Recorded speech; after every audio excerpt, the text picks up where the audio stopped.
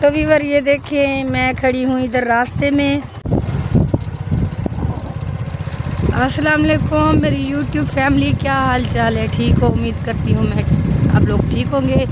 तो व्यूअर ये देखें, गंदम जो है अब तैयार होने वाली है। ये देखें, दाना इसने बना लिया है। माशाल्लाह कितना प्यारा माहौल है। ये देखें, ये 10, 15, 20 दिन में या 1 महीने के बाद ये रेडी हो जाएगी।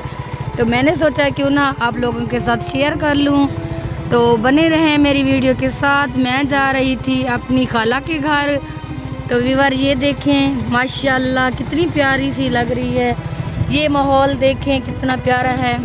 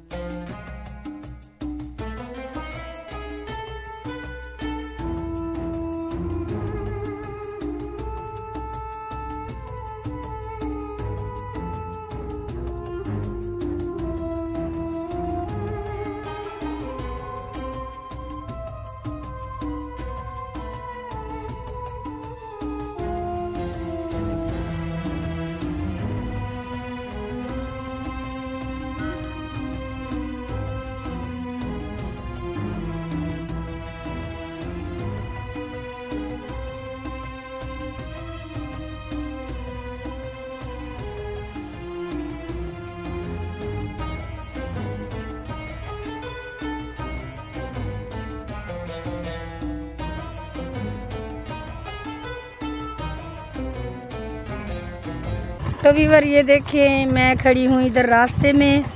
तो मैंने सोचा थोड़ी सी वीडियो बना के आप लोगों के साथ शेयर कर लूँ।